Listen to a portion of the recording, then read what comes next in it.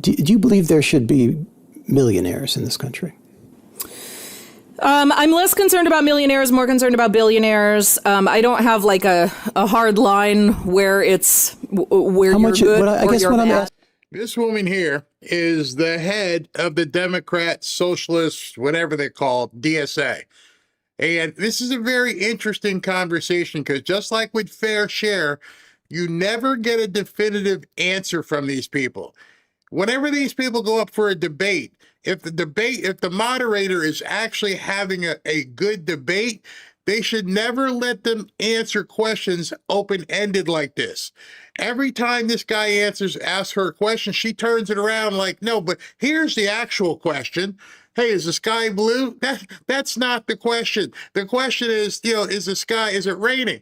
No, I know what my question is. I asked you straight up, is the sky blue? Watch the technique and how they're so slimy and how they try to turn everything around. The thing is, how much is too much?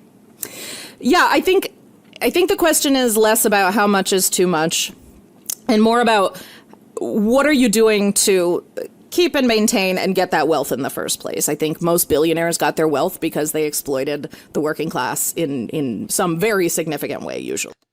Okay, so there she makes a statement. She twisted the question around and she said people, first she says billionaires, they got their money because they took advantage of working people. That kind of a broad brush without knowing anything about anybody who's run a business, I think that they got their money because they took advantage of people. Okay. Are we exploiting people is the bigger question, as opposed to some sort of arbitrary red line of you can have this much money or not have that much money. But we do believe in taxing the hell out of millionaires. Yeah, absolutely. Well, what does taxing the hell out of them mean?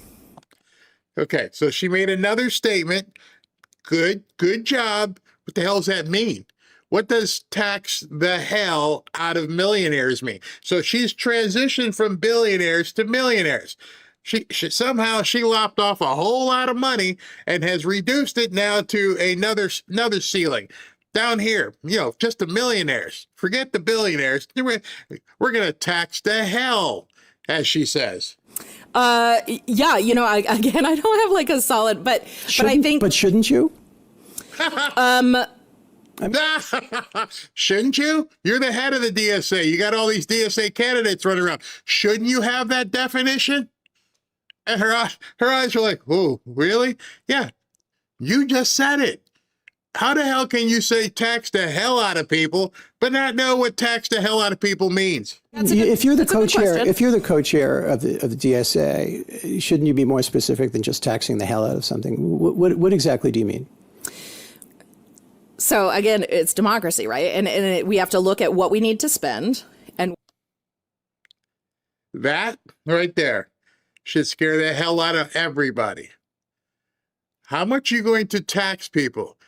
Well, that depends on how much we get to spend. I'm sorry. What? That's where they're going. That's what the clapping seals don't understand. They're all clapping in Michigan at all these rallies. Did you just hear what she said? That depends on how much we want to spend. Which means there is no definition of fair share. There is no definition of enough. There is no definition of tax the hell out of somebody. The definition depends upon how much we want to spend. So now every single one of you who's not a millionaire, you now need to understand, well, maybe it's not millionaires. We had to go deeper because it all depends on how much we want to spend. That's where we're going. What we need. We don't want to depend on the existence of millionaires because that means people are still getting exploited. So, yeah, we need to look at what we need to pay for in the interim, what sort of tax base we need for that to happen, and then and build from there. Okay. Now we have a definition of fair share. The definition of fair share is it doesn't matter. Now we know definitively what they mean. It means it depends on how much we're going to spend. Well, we're going to give away, I don't know, $50 million gazillion to the people we let in across the border once we open it up again. Where are you getting the money? They're going to tax everybody. They're going to take it from you. What? So there is no budget? No, it depends on how much we need to spend. Y'all should take that to the bank right there, literally, and understand we are under attack, and these people are bat loony crazy, and all they plan on doing is spending, and they're doing it backwards. Not here's your budget, that's all you got. You know, I give my granddaughter an allowance. I give my grandson an allowance. I try to give Robin an allowance, but she tells me go pound sand. But anyway, that's a whole different story. Because then you have to make a budget. And they're doing it completely the other way. Completely different than what Scott said, Scott Turner and HUD said. I want to be a good steward. No. We don't know nothing about stewardship. All we know is what we want to spend. So we're doing a reverse budget. We're going to figure out what we need, then we're going to go grab it from you. There will be no budget if these people take office. There's no reason for them to have a budget because all it means is it's a constraint on what we can spend, and that's not what they want. People have to wake up. I mean, seriously, they have to wake up. All right, so I had some fun today. SV texts me and goes, man, you're pissing people off today. I hope I pissed them the hell off. So I'm going to show you some of what I did today, but it starts with this. I want you to hear this. 34-year-old Carly Goodrow appears to be in great shape physically, but financially, it's been a struggle. This one is just super relatable. The business coach and content creator has been... Stop. Business coach and content creator. Great. I'm a content creator. I'm not a business coach, but I'm a content creator. I want to know if Carly here went to college to be a business coach. You'll find out why here in a second. Documenting the ups and downs. I am 34 years old. I just moved back in with my parents for a few months with my 2 golden retrievers. So this is the room. This is the room. And then this is the workspace. This is my office. It looks terrible right now. When you think about what you imagined for your life at 34, was it this? No, definitely not. What are you doing? Before moving back home, Carly says she was living with her boyfriend in South Carolina on a $60,000 a year salary. So she was making $60,000 a year. And her boyfriend, whatever he was making, they were living together and life was good. But she couldn't make it on 60 grand a year. Now let me pull back here. Carly here is driving a nice Jeep. I don't know if it's paid cash, but if not, she's making payments on that nice Jeep. $60,000 a year, she can't make it.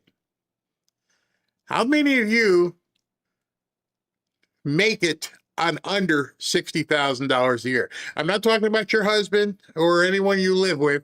If you live with yourself or you're the head of household, how many of you can put in the chat, don't put what you make, but do you make it on less than $60,000 a year? After they broke up, she couldn't afford to pay rent alone. To be able to afford that on top of like your student loans, a car payment, it's really hard.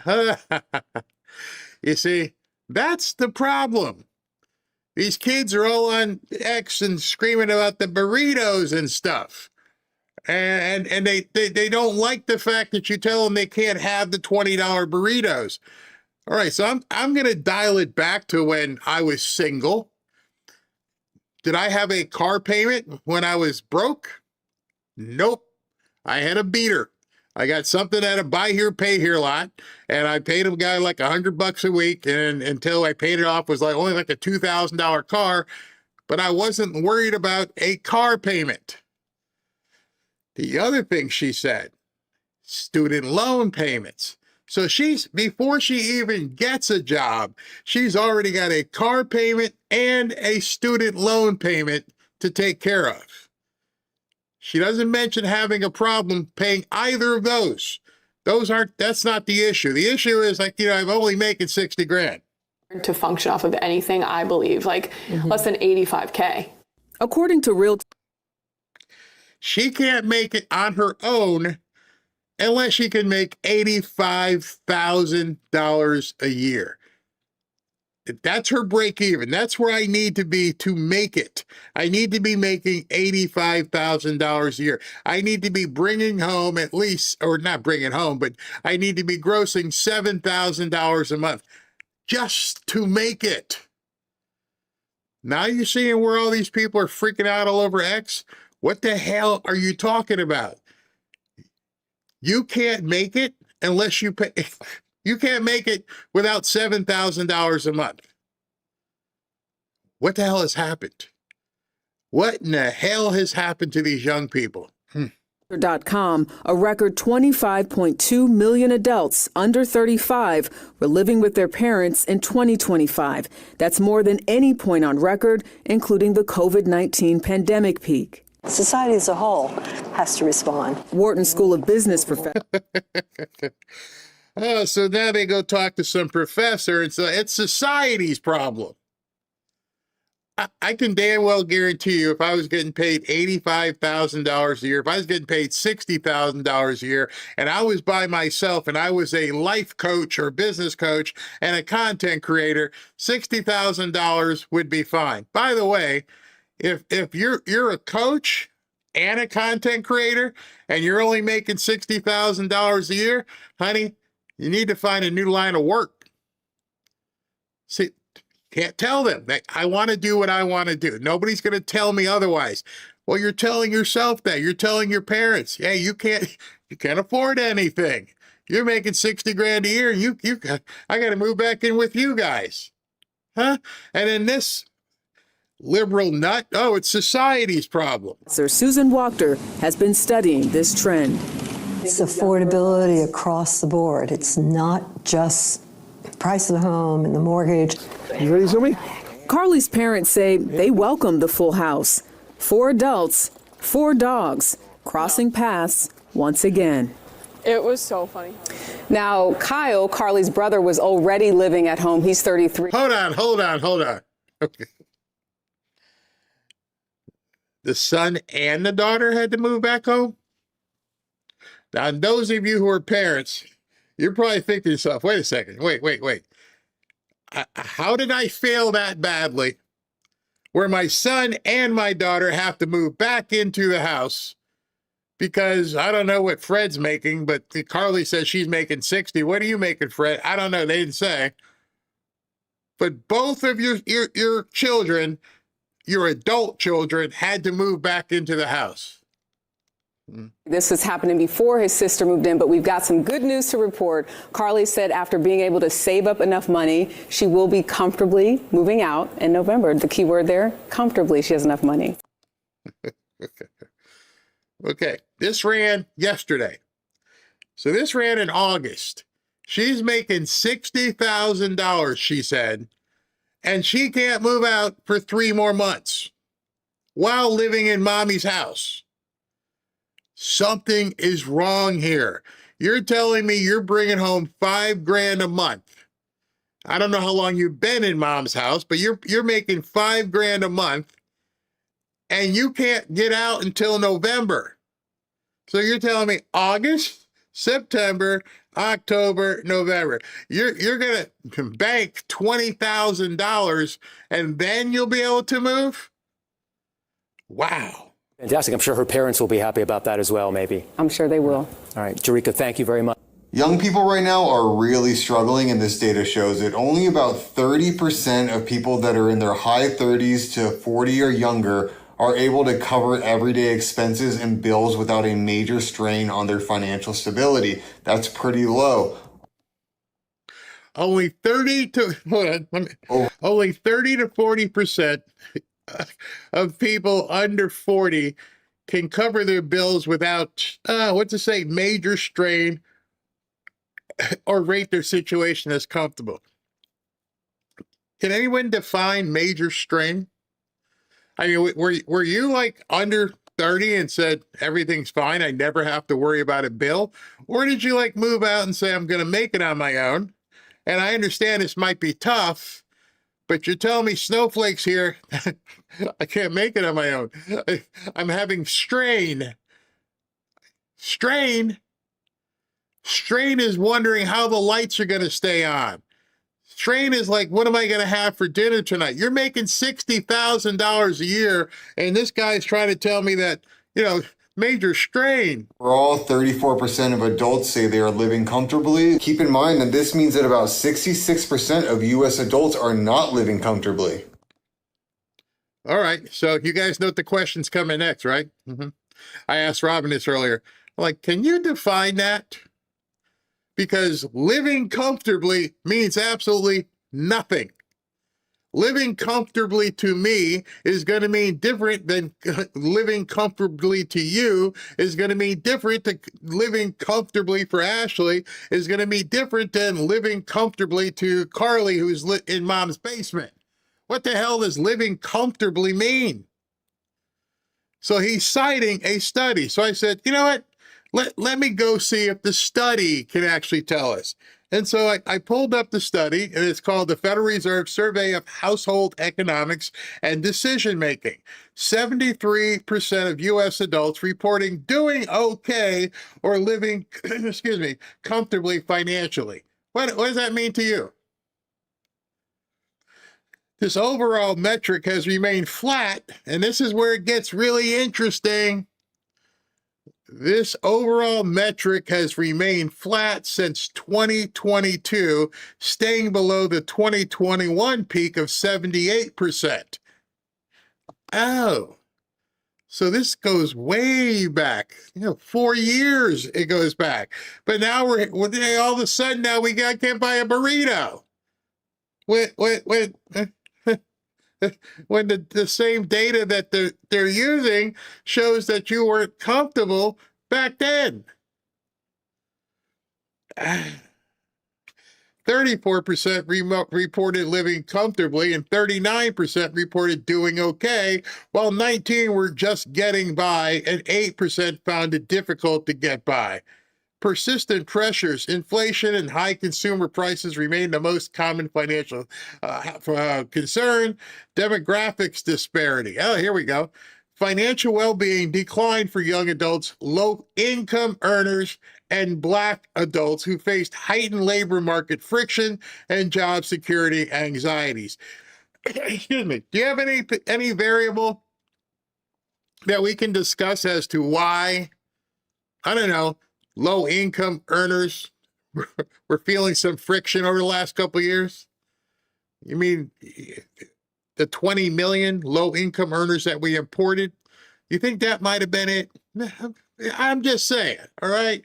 It says young adult living arrangement. 49% of adults under age 30 reporting living with a parent, reflecting ongoing housing affordability. That's even vague. 49% of adults under age 30. So you're saying basically 50% of people between the ages of 18 and 30 are living with mommy and daddy. Well, I'd be okay with the college kids. So what's it after 22? Because college kids go away and they come home for the summer. We'll let that hang. So well, what's it from the age of 22 when they're supposedly graduating till 30? Where's that comfortability? Anybody want to define comfortability? Well, there's another study here, which I dug up, and it talks to and speaks to the so-called comfortability. And it's this study. This is the actual study, the SHED report on the well-being of households, and it's rather long and goes through here and everything. And it says living arrangements, employee and job quality. You guys could go through this on your own, and you can see what some of the stuff is. But income and expenses, and you scroll down, and it starts talking about majority of adults said that changes in prices they paid compared with the prior year had made their finances worse. But the share saying so declined compared with 23 and 24.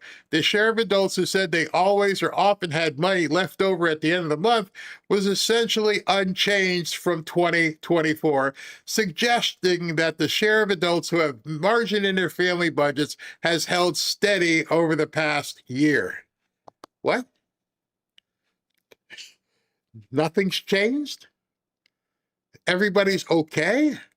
I'm sorry, X is all a flutter about people not being able to afford burritos. But the studies say completely the opposite.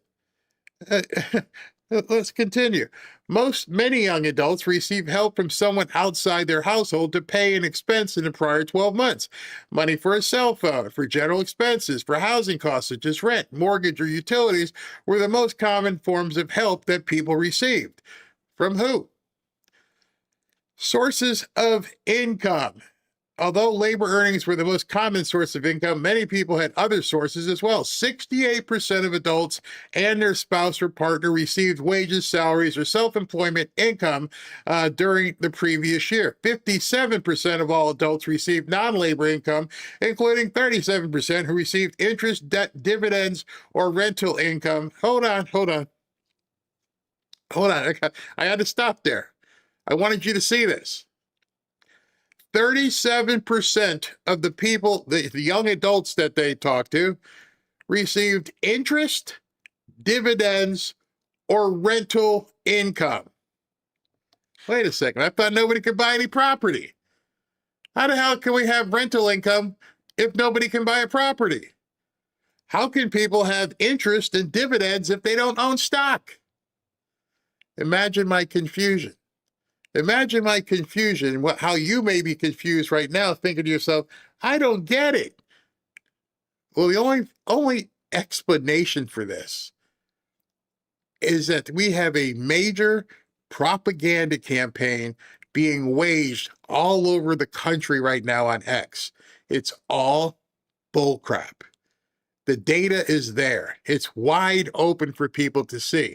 This study that I have here that you guys can pull up on your own and look at breaks down income from 18 to 60 plus, and it shows wages, salary, self-employment, what age groups are making the money, everything. It's all here. Type of assistance, housing assistance.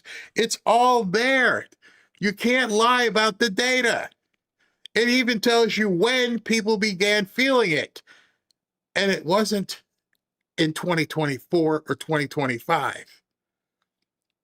You're being lied to on an epic scale. You know, it's funny because I don't know if some of you guys saw this, but Robin and I, every week we take the cars down to get their pampering. We go to this car wash slash detailing place. And it just so you guys know, it costs like $100 per car or more, depending on the size of your car, to have it detailed. And so we went down today, and I filmed this video as I was waiting for the car. And as you're going to see here, the place is stacked. These cars are back to back, two inside the detailing hut, each one. Two, and more cars just keep coming out of the wash area as people are, getting their car detailed. So imagine my surprise when I saw young people, people in Mercedes and everything else coming out and filling this place up and getting their car detailed. Well, we're told, I don't know, they can't afford a burrito. Your eyes and reality tell you otherwise. People on X will argue with you. They will scream at you. They will tell you everything is bad. I posted a couple things, and the things I posted today, I didn't say. I just let other people see what other people posted. Like, for instance, there was a guy that SV had to bounce, but he was just completely screaming about how things are so bad. And I said, this is a perfect example of what is wrong and what is right about X. Person A makes a comment about proving their family's financial position. Person B is complaining about being broke. Yesterday or the day before, I mentioned on the show that I'm getting ready to hire an editor. Person A says, "Good morning, Barry. Where's the best place to contact you regarding your need for an editor? I would like to put my daughter, who happens to also name me Ashley, who's also a listener of the show, in contact with you in that regard." The other person decides to write a dissertation as to why people are broke, why he's not seeing it, why it doesn't feel right, things aren't going well. And I'm thinking, always be person A. If you are in a bad situation, why not figure out how to get out of that bad situation? But then it got worse. It got a whole bunch worse. I saw this woman, and she posted this, and she's supposedly a MAGA person. She said, "It's not really about the burrito. It's about seeing too many older people," that's us, "telling Gen Z how hard they had it, and people should just suck it up." I had hard times too, but I can look at the house my husband and I bought for $120,000 in the 90s to see that same tiny house has now, what's she say here? Has now quadrupled in price. At the same time, there are barely any entry-level jobs for people graduating with reputable degrees. If we keep missing what this generation is facing, we're going to lose them. So I want you to spot that something she said there that people accuse me of pouncing on. Do you see what she said there that really made me hone in on something she said? Here, let me show it to you. At the same time, there are barely any entry-level jobs for people graduating with a reputable degree. There's your problem, honey. Voila, somebody has finally found a problem, even if they didn't know they did. Notice how no one whining about the burrito says anything about the tens of thousands of dollars colleges and universities took from them issuing degrees, knowing they would be useless after graduation. As the old people say, back in our day, a degree meant something. That's the problem right now. The college education has substantially less value while having substantially more cost. They're telling you the problem without realizing they're telling you the problem. Then they get mad when you tell them what they told you. Hey, here's your problem, honey. You've got a degree in basket weaving, and nobody is going to pay you for basket weaving. And hence, you're in debt like Carly is. She's driving around in a Jeep, and she said two things: my car payment and my student loans. Duh, you took out $50,000, $60,000, $70,000, $100,000 in student loans. You got a piece of paper that's not worth Charmin. And you're wondering what happened. And so I told this other guy this, and he got really mad. This guy wrote this: "I'm a younger millennial, graduated magna cum laude." Okay, so understand, I assume it's a guy. This could very well be a woman. I can't see what this is. "I'm a younger millennial, graduated magna cum laude with 2 bachelor degrees in STEM. It took me over 2 years to find a job." It took me over 2 years. You graduated, and it took you 2 years to find a job in my field after graduating, even though I did co-op programs at my school and summer work with a professor at the school to get work experience while studying. Crap is hard, and it's gotten harder since I graduated. Between mass immigration and AI, it's getting harder and harder for young people to break into the industries that they spent a ton of money on and years of schooling to get into. His words, her words, either one. So my response was, it's getting harder and harder for young people to break into the industries that they spent tons of money and years of schooling to get into. Voila again. There's your problem. You guys know the solution. You are spewing it on X and not realizing there's your problem. It's like having a doctor. Oh, I found your problem. The problem is y'all keep identifying the problem, but you keep ignoring it and blaming it on other people. You got scammed. You got ripped off. Let me say it again for you. No one cares that you spent years and money on a profession that isn't viable. That's the answer to everything you're seeing right now. These kids went to school, they got these degrees, they got these student loans, and they come out, they were promised the world, and they don't have shit. Took you 2 years to find a job? That should have been your first indication. Maybe back when I was in college, people were getting hired before they graduated. There was recruiting offices. All the big corporations would come to school and say, you got a business degree, we'll take you. And they were hiring you before you even graduated.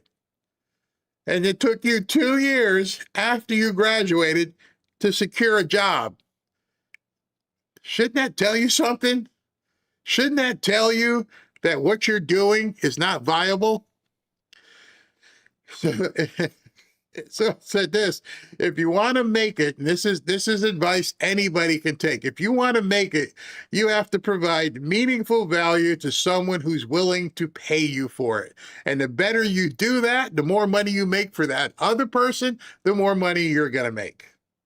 It's that simple. Value. You'll see the error of your ways, but you won't accept it. And so this guy, I'm going to share this with you. He got all kinds of pissed off. And the more pissed off he got, the more he underscored what I was saying. Where is it? Here it is. Starts off with a very, very bad word in the first paragraph, which exemplifies, personifies why these kids are having a problem. You can't communicate.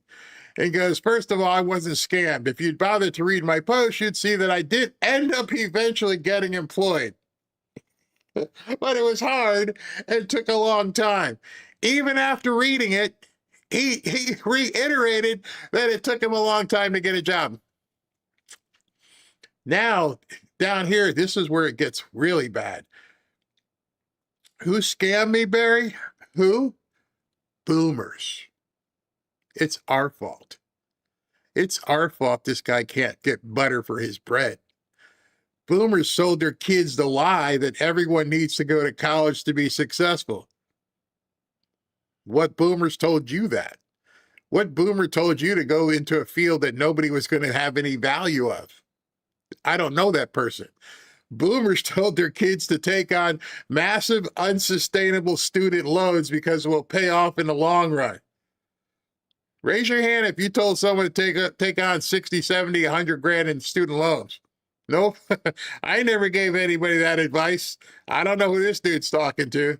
Boomers control the government, who pass policies to make tuition fees get so astronomically expensive. Oh, so it's our fault that Harvard, who has like a gazillion-dollar endowment, is charging $100,000 or more per year. It's our fault. We made Harvard butt ream you. Is that what you're saying? I guess so. Boomers head up every major corporation who decided that actually everyone needs a degree to reply to emails, even though they didn't when they got into the industry. I worked for some corporations. You're lying. Now it's value, value, value. It's very easy to peruse a resume and go, this guy can't do anything. He's never done anything. He's a professional student. I want to know if you can perform. It's sort of like playing, it's a lot like what's going on in football right now. It's preseason, it's training camp. Long time ago, they should have dropped the entire moniker of training camp. See, back in the day, you'd go into camp to get into shape so that you could play the games. Now, your ass better be already in shape before you get to training camp. Same thing with the job market. I'm not hiring you to train you how to do the job. But, he doesn't understand that. Boomers opened up the third world, exporting all of the good-paying jobs to China for slave labor and importing people to do the jobs they couldn't offshore for borderline slave labor. These kids are effed. They are completely effed in the head. Just reading this, you can see a major TD, I don't even know TDS, real life S. He can't connect with real life. It's not possible to compete with the third world on prices unless we become the third world ourselves. Boomers did that. Boomers are the wealthiest and most prosperous generation in human history, and they pulled the ladder up on their children and are laughing as they struggle through the wreckage they left behind. I know someone you could talk to. Her name's Ashley. And you can ask her if the ladder has been pulled up or if the ladder has been tossed out the way and a stair has been built. An elevator. Hey, here's what I can help you do. Here's what I can show you. Oh, you like this? We're going to do this. Hey, you want to get into real estate? Get your license. What are you talking about? Pull the ladder up. I built an escalator for her. Nut job. But this is how they feel. They sit and retire while they sit by in retirement with their paid off homes. We'll never be able to afford pissing away the money that every other generation in history would have passed on to their kids. The reason I'm showing you this is because this is why the whole burrito thing has happened. People are living sorry ass lives and they blame other people for their position. You know what's also a big scam from the boomers? Paying into Social Security. There won't be Social Security anymore by the time I retire because you fat entitled Fs drain the entire system before I'll get there. You might want to ask the Democrats where that money went. You don't even know that. So I'm paying my whole life into a system just to benefit you as thank you for ruining the country you inherited and giving your children and grandchildren a dystopian hellscape to inherit your wake. Boy, you don't have any idea. My child and my grandchildren will never see a dystopian hellscape. I pity you. And at that point, all I could say to him was, you completely underscored everything I was saying. You know, SV and I, we were talking about, hey, you got this clip? I'm like, I already got this clip. Mike Rowe has said this a couple times, but he said it again last night. Meanwhile, we've got 400,000 jobs in construction right now, twice that many in the defense industrial base. It's bananas. And people, I'm not sure, believe me completely, but not a week goes by when I don't get a call from some CEO of some consequential company, some of whom you mentioned in the monologue, or an elected official, governors mostly. And they're freaking out. Like, they've done the math. For every 5 tradespeople who retire, 2 come in.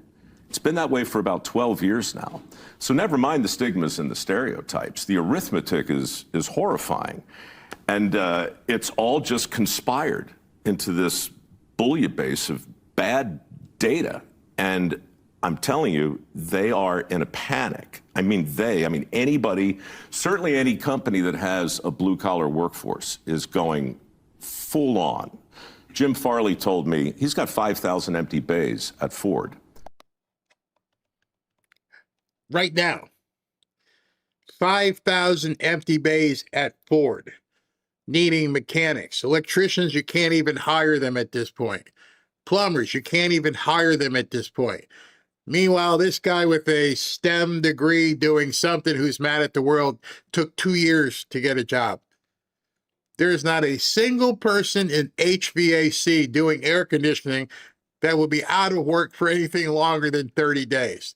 There's not a single licensed electrician, plumber, carpenter who's going to be out of work for 30 days.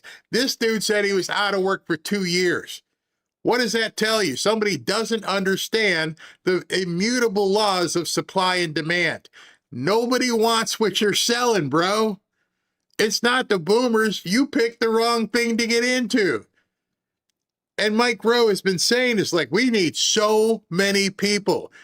Get out of Starbucks, go learn how to fix cars.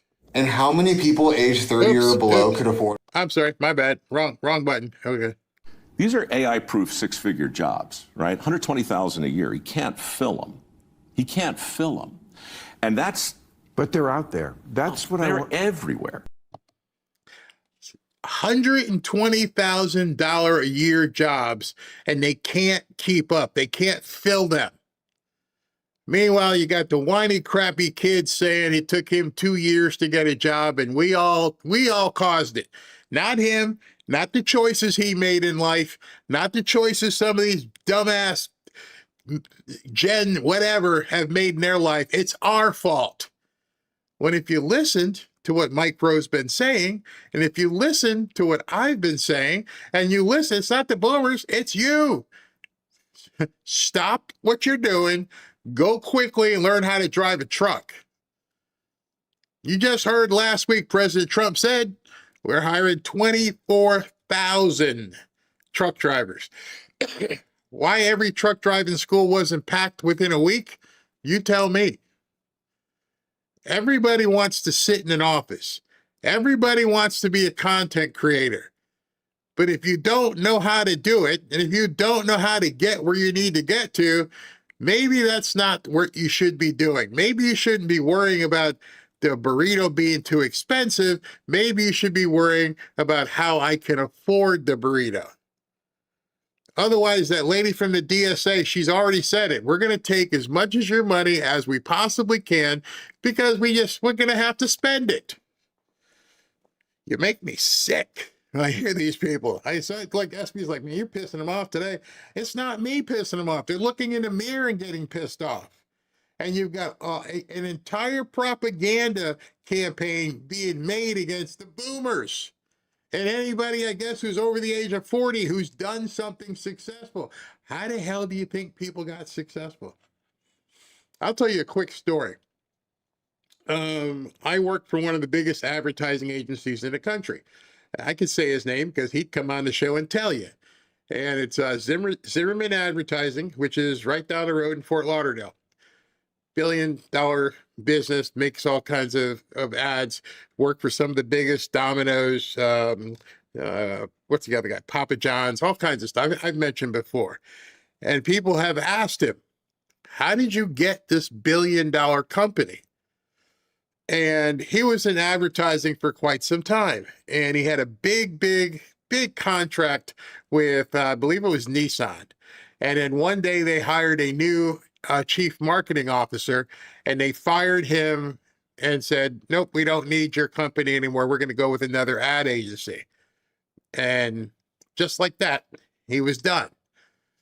He got in his car, told his family, I'm not coming back until I book a couple $1 million in business.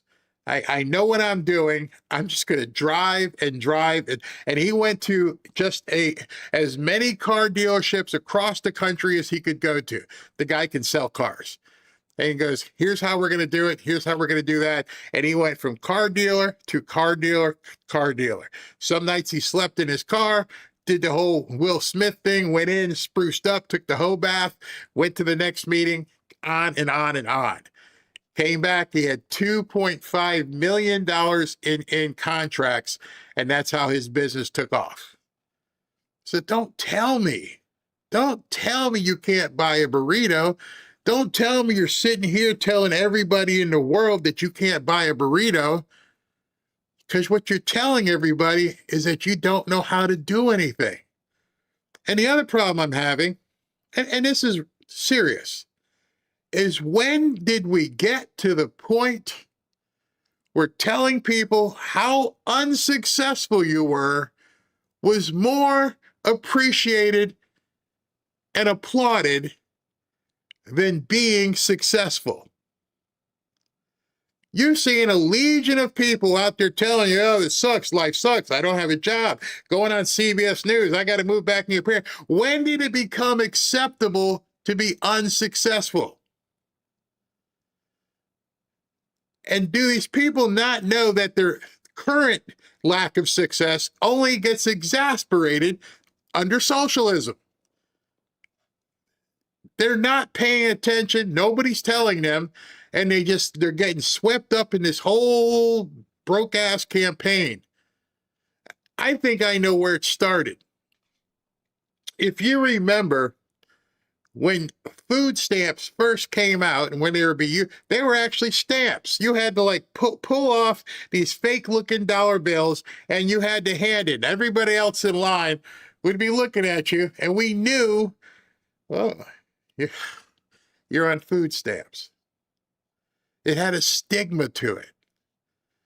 People knew at that point you were buying something with food stamps. And I don't want to look down my nose ever at somebody, but when people would pull out that book and start ripping those coupons off, you knew, poor thing, she's on food stamps.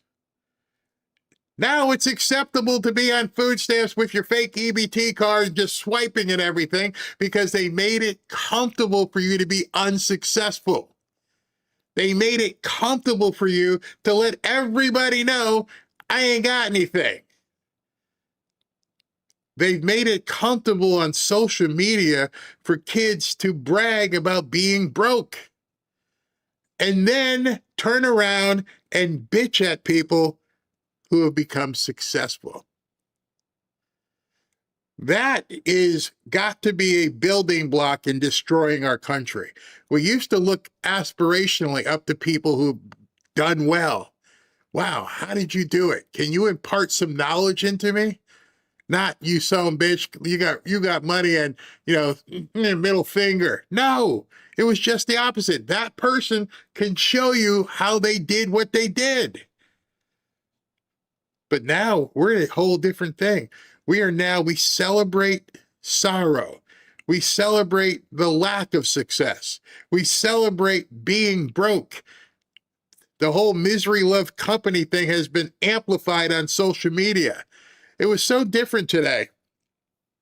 As I was watching the NFL Hall of Fame induction, understand what you're watching. You're watching these men who at some point were, probably this high playing midget football.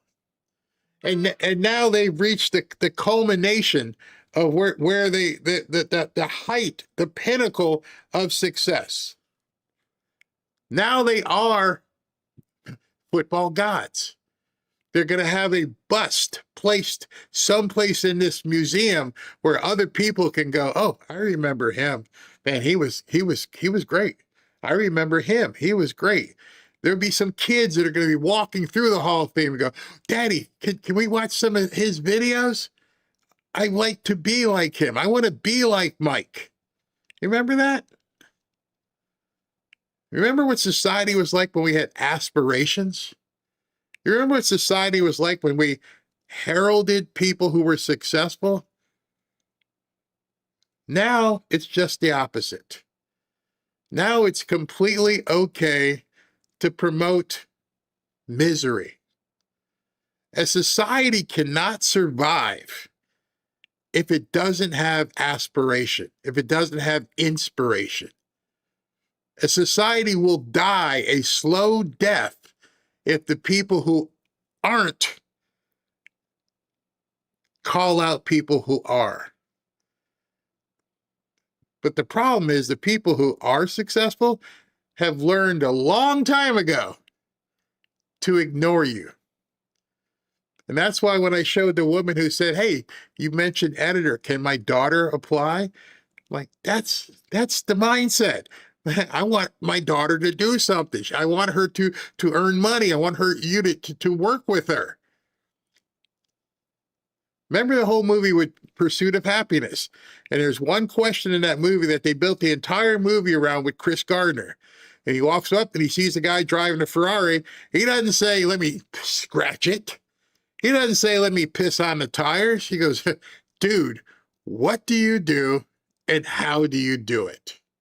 The most powerful sentence I've heard in so many different movies. You see somebody who's got something you want, and instead of saying, you took the ladder away from me, no, you supplicate yourself and say to that person, wow, you've got some knowledge. How do you do what you do? our society has lost that. And the other day I told you about my granddaughter, and I thank God she's not all over these social media networks, because she would know that these people are promoting lack of success and blaming it on somebody else. The only way we're going to survive this is to defeat this socialism, to not just defeat it, destroy this socialism, and realize that success is the carrot. The success is what we need to reach for. Even people in our own audience here have given me a hard time about prosperity. And Barry, you talk too much about money. It's not about money. It's about winning. That's what it's about. You're watching losers. And we voted for a guy who said this. We're going to win so much, you may even get tired of winning. And you'll say, please, please, it's too much winning. We can't take it anymore. Mr. President, it's too much. And I'll say, no, it isn't. We have to keep winning. We have to win more. We're going to win more. That is like kryptonite to losers. When a man stands up and says, we're going to win. We are going to win so much. You're going to get tired of winning. And I say to you, you got to keep going. We're going to keep winning. And it just wasn't a campaign slogan. People are celebrating the lack of success, and they're looking at success with chagrin. And until more people understand winning, until more people look at the Hall of Fame induction today and go, man, these guys were rewarded for being the best of the best. I want to be the best of the best. I want you to be the best of the best. Yes, there are speed bumps along the way, but you keep moving forward. I remember telling you guys a story, I don't know if you remember, but I talked to a guy a long time ago, and he said, draw 2 vertical lines. And he goes, what does success look like? And I went, just drew the line to the top. He goes, no, success looks like this. You keep moving forward. You might hit the wall. You might bounce off, but you keep moving up. Even if you crash here, you just keep going. You might crash again, and you keep going up. Our society at this point has lost the ability of perseverance, has lost the idea behind inspiration, and now they are gladly patting each other on the back and letting the world know they suck. Don't be that. Don't be that. That's all I got to say for that.